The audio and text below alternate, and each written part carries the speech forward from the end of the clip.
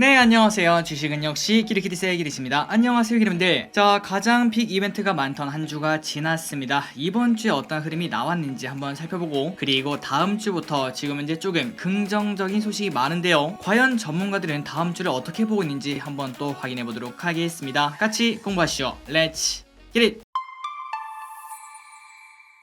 자, 이 영상은 이렇게 네 가지로 나뉘어져 있습니다. 이번 주 증시 흐름 정리, 이번 주 매동 및 연기금 왜곡인 매수 상위 종목 정리, 그리고 이번 주 큼지막한 뉴스 정리, 마지막으로 다음 주에 있을 큼지막한 뉴스를 정리를 해보도록 하겠습니다. 자, 여러분들 알고 계신가요? 이 영상은 이제 매주 주말에 올라올 예정입니다. 위 네 가지를 정말 심플하게 다룰 예정이며, 한 주를 정리하고 다음 주를 간단하게 준비한다는 느낌이니까 그냥 정말 부담없이 한 10분 정도 시간이 있다면 편하게 들어오시면 될 것 같습니다. 그렇다면 이제 시작하도록 하겠습니다. 그리고 들어가기 앞서 좋아요 누르시면 저 기리시 열심히 공부하는데 매우 큰 힘이 됩니다. 정말 감사합니다. 바로 내용으로 들어가도록 하겠습니다. 이번 주 코스피 걱정이 많았습니다. 그리고 월화 조금 주가가 하락한 걸 확인할 수 있죠. 그런데 정말 다행히도 수, 목, 금 전부 다 좋은 흐름을 나타내서 2600이 불과 얼마 전에 깨질 뻔했는데, 그런데 어느덧 2700 위로 올라선 걸 확인할 수 있습니다. 그래서 결국은 가장 중요한 시기에 이 박스 하단을 지킨 걸 봤을 때, 야, 이건 좀 매력적인 위치라고 생각을 해볼 수 있겠죠. 이게 말로만 듣던 쌍바닥인가, 그런 생각도 조심스럽게 볼 수 있을 것 같습니다. 그리고 다음으로 주봉을 봤을 때도 120주선 보라색 선을 완벽하게 지키는 걸 확인할 수 있고, 그리고 지난주 아래 꼬리 양봉까지 만들었기 때문에 다음 주도 기대를 해볼 수 있겠네요. 다음으로 코스닥은 조금 더 괜찮습니다. 자, 여기 보시면은 코스피보다 조금 더 탄력적으로 올라가는 걸 확인할 수 있죠. 그리고 지금 보니까 전 고점을 뚫고 올라가는 걸 확인할 수 있습니다. 그렇기 때문에 코스닥은 박스권을 깨고 올라가는 거 우리가 체크할 수 있고요. 그렇다면 조금 더 상승을 기대해 볼 수 있겠죠. 그리고 주봉을 봤을 때도 확실하게 120주선을 지킨 다음에 5연속 양봉으로 주가가 탄력성 있게 조금씩 올라가는 걸 우리가 체크할 수 있습니다. 그렇기 때문에 지금 봤을 때 엄청난 악재가 새로 나타나지 않는 이상 일단 이번 주는 추가 상승을 살짝 기대를 해볼 수 있겠네요. 그런데 우리가 지금 봤을 때 코스피보다는 코스닥이 조금 더 탄력적인 흐름이 나타납니다. 그렇다면 뭐가 문제일까요? 맞습니다. 매동이 문제겠죠. 아마도 외국인은 코스닥을 샀는데 코스피는 크게 사지 않았을 거라는 걸 생각을 해볼 수 있습니다. 한번 확인해 보도록 할게요. 자, 코스피 매동을 보도록 하겠습니다. 이번 주 월화까지는 개인이 사다가 수, 목에는 매도하다가 금요일에는 소폭 사는 걸 확인할 수 있습니다. 그러나 외국인은 월화에 많이 팔았고 수, 금에는 적게 팔긴 했지만 그럼에도 아직까지 소량 매도하는 걸 볼 수 있고요. 그런데 그 와중에 기간의 매수 플러스 연기금의 큰 폭 매수가 들어온다는 거, 이 부분은 충분히 긍정적으로 해볼 수 있을 것 같습니다. 그러나 그 와중에 이 중에서 거의 반 정도는 LG엔솔이라는 거, 그 부분은 꼭 체크를 해야겠죠. 그리고 다음으로 코스닥을 봤을 때 확실히 코스피보다 좋은 걸 확인할 수 있습니다. 개인 또 월요일에는 크게 샀지만 그 이후로부터는 크게 매도하는 걸 볼 수 있고요. 그리고 코스피랑 가장 다른 게 바로 외국인의 매동이죠. 외국인의 매동이 월요일까지는 크게 매도하다가 그런데 수, 목, 금 이때 연속으로 크게 사는 걸 확인할 수 있습니다. 그리고 목요일에는 무려 3200억이나 샀는데 코스피와의 덩치를 생각해보자면 곱하기 5를 해야겠죠. 그러니 결국 만약에 이게 코스피라면 1조 5천억 정도 산 게 아니겠는가, 이런 해석을 해볼 수 있습니다. 그 말은 외국인이 코스닥을 조금 의미있게 매수를 했다고 해석을 해볼 수 있겠죠. 그리고 다음으로 연기금도 코스닥을 지속적으로 소량이지만 매수를 하고 있다는 거, 이 부분도 장점이라고 해석을 할 수 있습니다. 그러니까 결국 여기까지 봤을 때는 지난주 증시 나쁘지 않았다고 해석을 해볼 수 있겠네요. 자, 그렇다면 외국인의 매동을 이렇게 확인할 수 있는 거 보니까 당연히 환율이 떨어졌다고 생각을 해볼 수 있겠네요. 확인해 보도록 하겠습니다.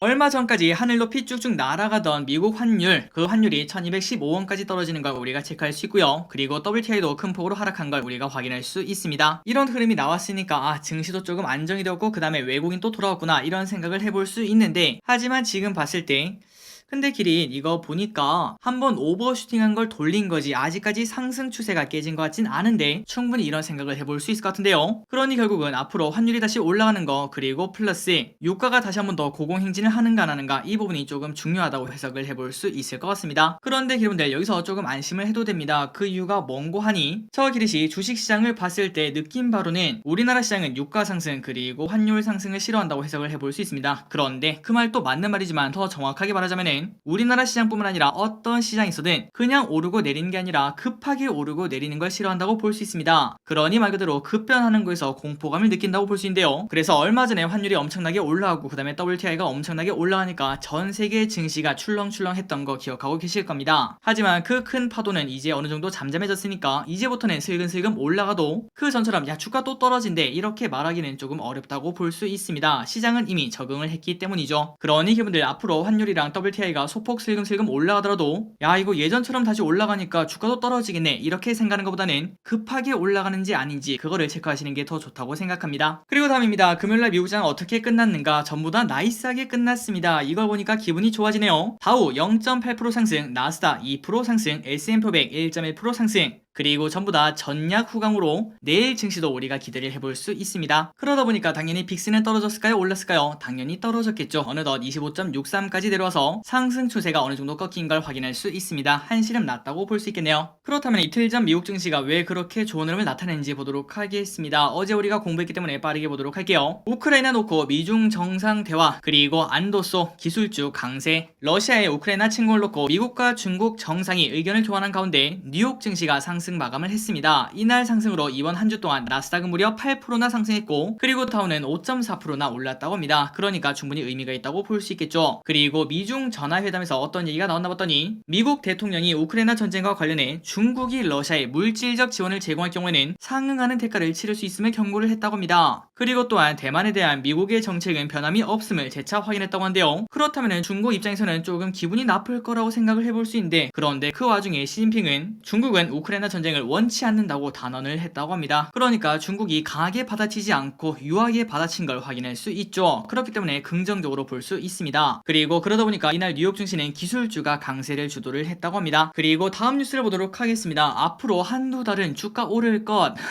낙관론 이유는 정말 듣기만 해도 행복하네요. 자, 모든 상황을 종합해봤을 때 앞으로 한두 달은 주가가 오를 것 같다. 이 말을 누가 했나 봤더니 에버코어 ISI의 줄리언 이메뉴얼 주식 파생 전략 헤드가 이렇게 말했다고 한데요. 지정학적 사건이 고조되지 않는 한 증시가 단기적으로는 상승세가 이어갈 전망이라며 이같이 진단을 했다고 합니다. 그렇다면 그 근거가 중요하겠죠. 일단 첫 번째, 지난주 페드가 금리 인상을 시작하면서 이제 시장이 금리 인상에 대해서는 편안한 마음을 갖게 되었다 분석을 했으며, 그러니까 불확실성 해소라고 볼 수 있겠죠. 그리고 플러스 그 증거로는 이미 뉴욕 증시가 고개를 들었습니다. 방금 전에 봤다시피 나스닥이 무려 8%나 올랐죠. 그리고 특히 기술주와 성장주가 강한 상승세를 보였으며 소비 관련주가 9%나 상승했고 기술주는 7.8이나 상승을 했다고 합니다. 그리고 우크라 사태 등 지정학적 위험에 대해서도 일단 시장은 낙관적으로 기우는 모습이기 때문에 지정학적 리스크가 더 이상 커지지 않는다면 아마도 추가적인 상승이 기대가 되지 않겠나 이렇게 볼 수 있다는 거겠죠.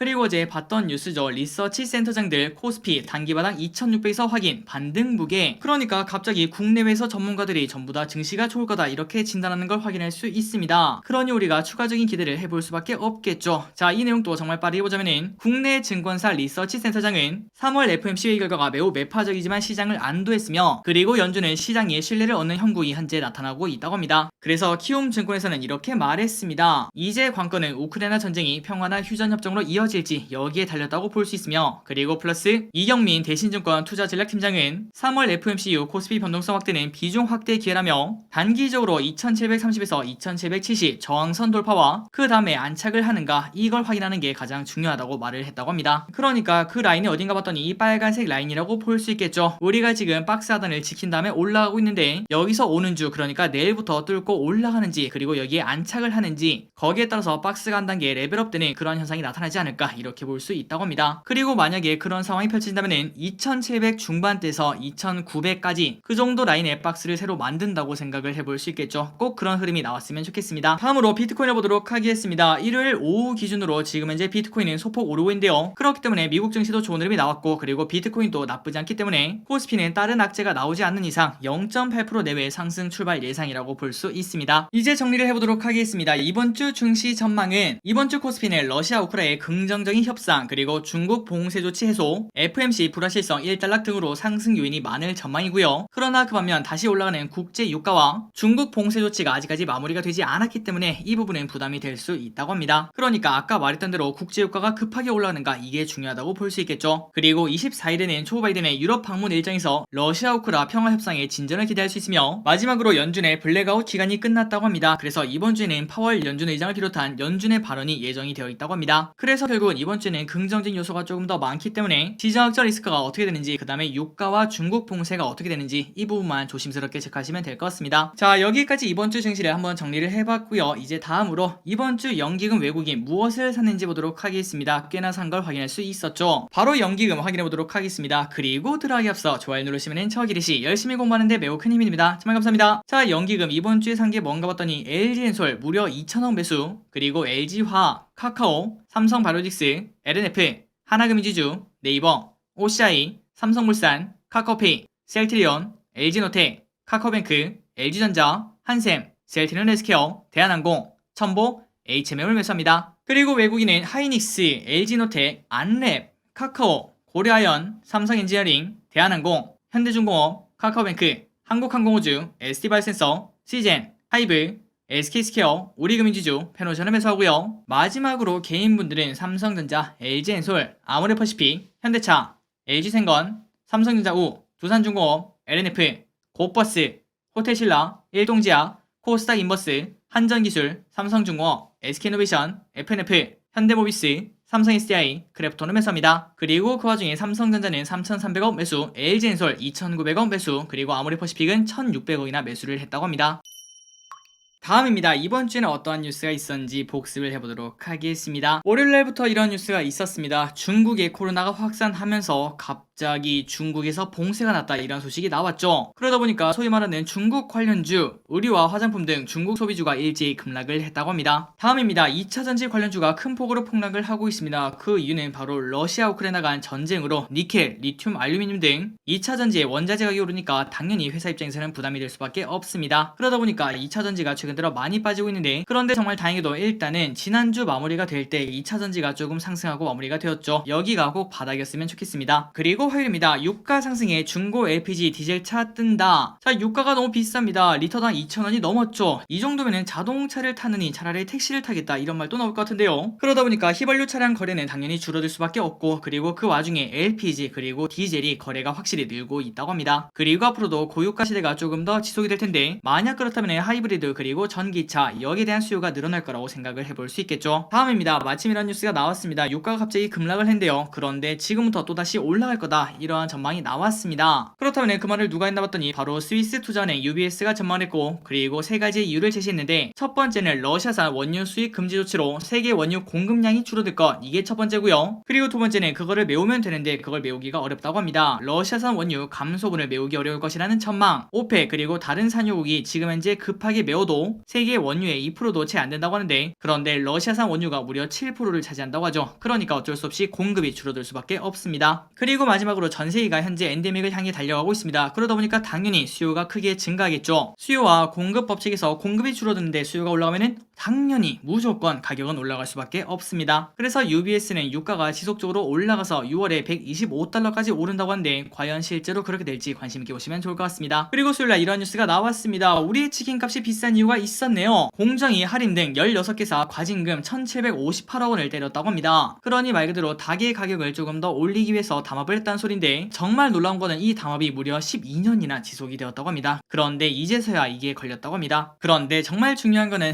지난번에도 말씀드렸지만, 이렇게 가격 담합을 잡아서 닭값이 조금 떨어진다고 하더라도 우리의 치킨값은 떨어지지 않는 게 조금 슬프다고 볼 수 있겠죠. 자, 그나저나 만약에 진짜로 닭값이 떨어진다면은 지금 상장된 교촌 F&B 같은 경우는 원가 부담이 줄어드는 거 아닌가요? 그렇다면 영업이익률이 올라갈 것 같은데, 실제로 진짜 닭값이 떨어지는지 그런 거를 확인을 해봐야 될 것 같습니다. 다음입니다. 목요일 FOMC가 끝났죠. 그리고 파월이 이렇게 말했습니다. 미국 경제 강하다, 내년 침체 확률 크지 않다. 그래서 이렇게 강하게 비둘기를 날리니까 시장이 환호를 했다고 볼 수 있겠죠. 그리고 금리 인상 부분은 개인과 기업의 금융 상황이 좋기 때문에 충분히 흡수를 할 것이다, 이렇게 전망을 한다고 합니다. 그리고 금요일입니다. 중국 선전에서는 18일부터 봉쇄 조치를 부분 해제한다, 이러한 소식이 나왔으며, 그래서 중국 증시가 또 좋은 흐름을 나타냈죠. 마지막으로 대기업 중고차 시장 진출 허용, 이러한 소식이 나왔습니다. 그리고 이 소식은 현대차 그리고 기아에 좋은 소식으로 작용할 수 있다고 합니다.